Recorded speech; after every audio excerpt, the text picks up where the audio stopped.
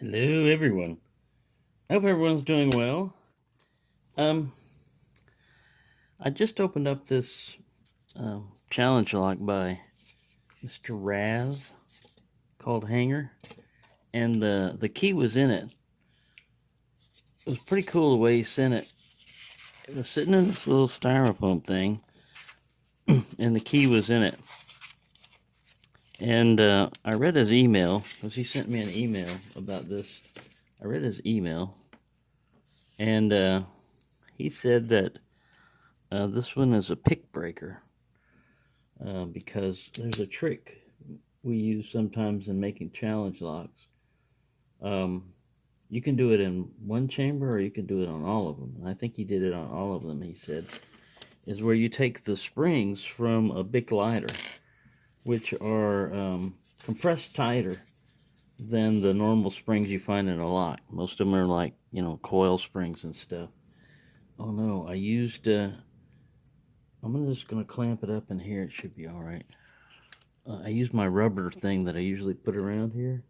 I used that on my camera stand because my camera is broken and my camera stand's broken. So this shouldn't hurt it too much. The thing about one way you can tell when you've got really strong springs or something's going on is extracting the key.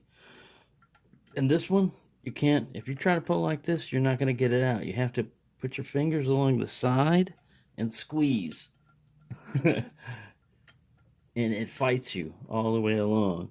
The bitting's not real extreme or anything like that. The real trick, see that last one up there, is getting this picked without breaking a pick. Now, the keyway is wide enough that I should be able to use, and I've already slightly bent this, but this is my strongest pick. This is a Trekmaster 30 pick that he sent me when I won one of those giveaways he was doing a while back. So I'm going to try this.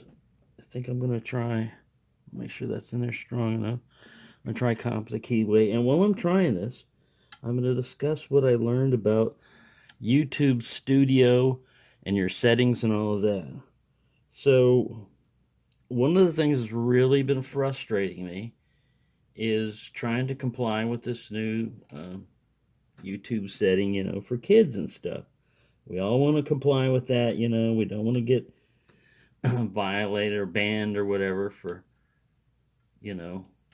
not complying. So everybody wants to comply with it. Well, there's a mistake you can make, especially on your phone, and that is these global settings for like advanced for your channel and stuff are only on YouTube Studio, not YouTube Creator Studio, the old one, but they're going to go to YouTube Studio. That little tidbit of information right there, you don't know how many videos I had to go through watching these people talk all about the reason why YouTube was doing all this. Some people will spend 30 minutes telling you why YouTube did it and what the effect it will have on a community. And their title of their video is how to set the settings, on YouTube, to comply with it. So they talk about all about the reason about it, and they don't get around to telling you what you need to do. Well, when you finally filter through all those and you start finding some useful information, what you're going to find out is they're going to tell you, oh, it's real easy. You just go into YouTube Studio, and you just go down here at the bottom of this side of this page here where this little gear is, and you click on it, and it'll say settings. And you just click on your channel. Oh, I could feel, I'm pushing on pin 5 back here, and I could feel this guy. This is a thinner pick. I could feel this guy just like, no, I'm set. No, you're not. Anyways, you go on that channel setting, and then you click on, I think it's advanced, and it will come up and ask you about that setting. And you can set it for your whole channel. The only other way to do it is to go through each individual video and select it. And it's not just a matter of just like click. I mean, if you do it through like YouTube Studio app, you basically have to select the video. Go up in the little icon up there that has a pencil on it and push on that. That brings you up to the edit thing. Then come up to where it says, you know, the settings, like it's like basic and something else, and then advanced. You click on advanced, and then it comes down and gives you that option, you know, to set the thing, which you have to say. It'll usually say it's not declared, or not, no one, you know, nobody's decided whether it's good for kids or not. And you select which one you want. And then you go up. Man, this thing is tough. Ooh, I almost broke that pick. Then you go up. This one's going to be tough. It's going to be fun trying to get into it. This is my initial pick. I haven't messed with this. Ooh, I know. This is 20,000s, but it's that Medusa. It should be strong enough because it's really hard to break this guy, but it's possible. He's thicker, I think. Ooh, I got a slight movement on the cord there. I hit somebody in the back. I think that was an overset.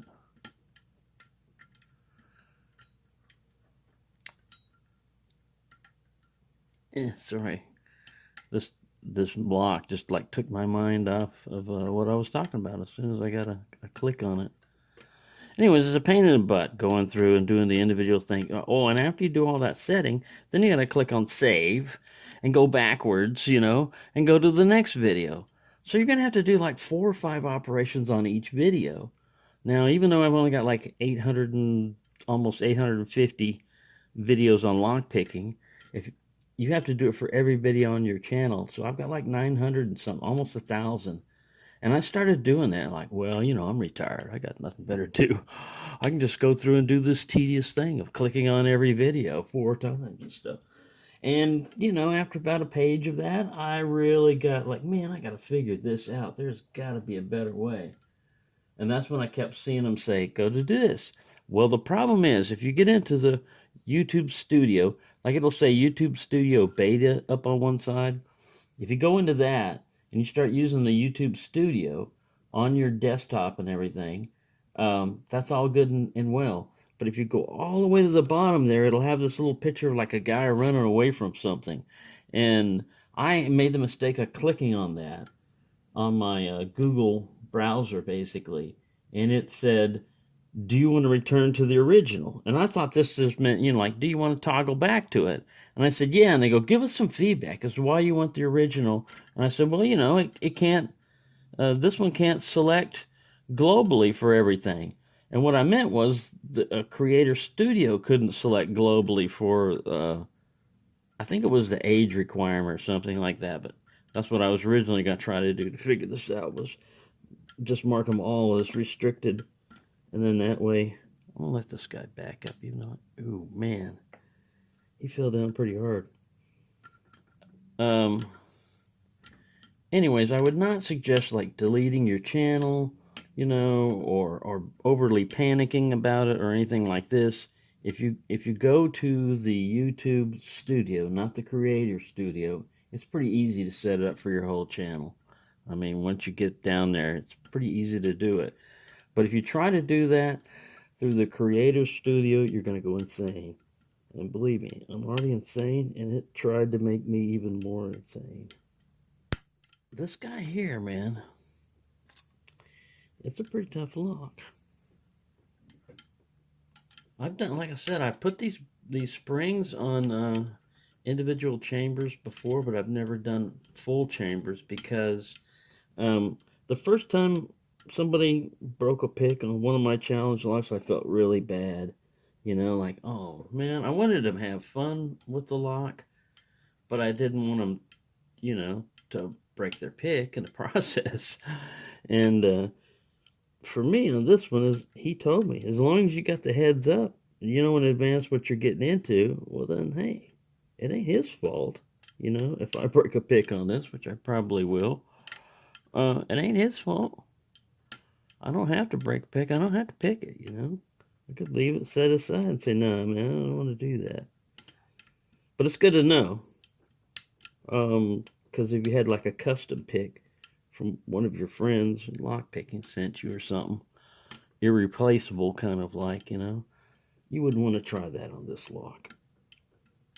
This is a good one. Well, I'm getting nowhere. Let me back up a little bit here. Yeah, I had nothing. It was at that one that I set that one time, and as soon as I backed off, I had nothing after it. So, anyways, yeah, that's all I want to tell you on that. Is I learned how to create another channel, under my own. I don't, like I said, I always thought you had to go and set up one email per YouTube channel, and that's not the case. It's pretty easy to do. Um, I don't have the video editing software good enough to do like screenshots and show you this is the way you do. I mean, I did like a screenshot on my camera, but when I looked at the picture, man, the resolution's not good enough. You can barely tell what's going on, and anyway, there's got to be a better way to do that, but I don't have the capability right now. But I can walk you through it verbally, like what it needs to be done. Oh, that one was hard. Hey, look at his wicked little key here again. Check this bidding. Yeah, 10.5 should be the highest one up. But man, I'm telling you. I'm kind of going off this side over here. This side ledge. I never noticed this video's all off to one side. Like I said, that camera stand I've got, it's actually a coiled piece of rubber on a domino on a part of this thing that should be like fixed on the camera. It has the angle that comes out and it should stop. That broke, and it just goes all the way out to extreme limit with nothing in between. So that's what I'm dealing with here. It seems to be all right on top of my instant breakfast box that's using a couple of master locks as ballast inside of it, so they're good for that, like boat anchors. All right, I'm getting nowhere on this, so yeah, I just thought I'd give you that update while I was trying to pick on this, and just tell you that's the way you get around that thing. And Creator Studio is going away, from what I can be able to tell from YouTube's announcements and stuff and all that.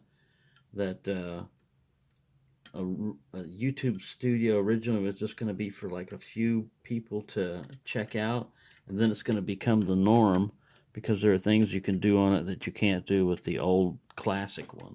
And they're going to phase that out like the beginning of next year. They're going to get rid of Creator Studio.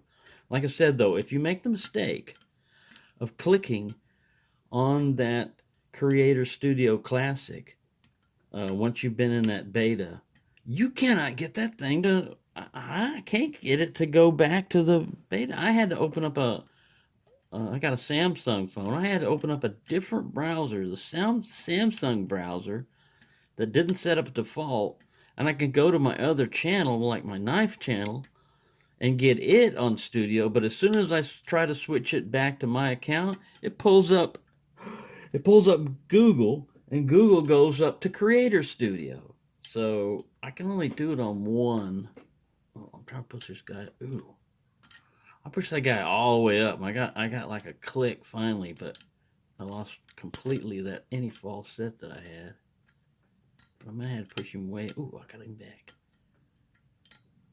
Yeah, you got to put pretty strong tension on the wrench too, I think, because these springs are so strong. They're gonna fight back any movement you've got. Yeah, there's probably a trick to this lock, which I haven't figured out yet.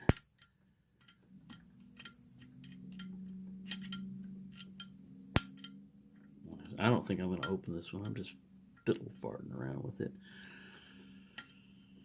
while I was telling you what I've been doing, basically. But just not picking locks, is just trying to figure out how to do damn YouTube, because everybody uses it, and you've got to comply with this thing. So what happens is, basically, if you select a video as made for kids, there's not going to be any comments available on that. They're not going to be able to gather like metadata and try to figure out who it's from, because that's what they got fined for, was their ads were being directed at kids without the parents' permission. So you're going to cut out a lot of that, and the revenue is going to go way down because you're going to limit the amount of advertisers that can. It's not going to be a targeted audience, so you're going to limit what the advertisers can do and everything else. So basically, for people that do kid content and stuff, I feel sorry for them. I think they're going to really lose a lot of money, and basically, if they're making any money off YouTube, which I haven't. But if they're making any money off YouTube, I don't think they're going to be making as much or any after this. But as far as lockpickers and anybody with, there was that other stupid little thing I was trying to figure out, which was not commercially viable, and I think that is just a cover your ass type of statement that YouTube came up with. Let's say, for example, that somebody was making a lot of money off YouTube and they started spouting hate speech or whatever and getting more views and getting more hits, but the advertisers didn't like it, and YouTube wanted to take them down and did, and suspended their channel. I think this is a legal reason in case the guy that had made a lot of money off YouTube gave it all to his lawyers and said, hey, sue them, tell them they can't do that, they're taking away my livelihood. And they're basically covering their ass saying, no, when you signed this agreement, you agreed you would spout all this crap, and you agreed we had the right to take you down. I think that's what they're going to use it for, is like extreme cases. I don't think they're going to sit there and say, well, we can't run ads on your channel because you don't have 1,000 subscribers, and therefore you're not getting enough traffic for us, according to us, which I disagree with. I think even a small channel, if you get somebody to watch them, guess what? They're on YouTube. And even if that person only has one video, guess what? They're going to go to another video on YouTube that's probably monetized, that they will probably make money off of. So even a one video, one subscriber or 0 subscriber person probably makes money for YouTube if it gets any views, even one. So I don't buy their argument, but they're not selling it to me. I have no choice in it. So anyways, this is a tough one. I'm going to let him back off. I'll probably, look at that. I didn't get any of them. Got a little dent in my finger from pushing on that tension wrench. So yeah, that's going to be an interesting one, but thank you for watching. That's all I could gather out of the YouTube stuff and how to do that for kids or not for kids global setting on your channel. Like I said, the best way to do it is to go to YouTube Studio, not the Creator Studio. If you're in Creator Studio and it gives you that little button up on the top that says YouTube Studio Beta, go to that one. And then it'll be a different set of icons. You'll have your channel icon there, and then there's like a dashboard icon and a video one, like analytics and all this stuff. And it looks like it stops. This is what it fooled me before. These little sets of icons are up there. They look like they stop. But if you scroll way down further, over here is a little gear. I don't have a little gear around here. I was going to use like a little bolt or something. But over here is a little gear, and you push on that. And then it'll pop up the settings for your channel and stuff. So, there you go. And hanger, man, I guess I'm going to have to get a welding rod or something and make a super strong titanium steel reinforced pick that has a little hydraulic thing in it, so it'll push up on underneath each pin like a little jack or something. Click! Click! You know, really strong, because these little thin ones, nah. That spring's going to push back so hard, you're not going to be able to push it up, I don't think. But we'll see. We'll mess around. We'll see what happens. I didn't get it this time, so thank you for watching. Happy picking. Don't do anything that YouTube doesn't like. I don't know what that means.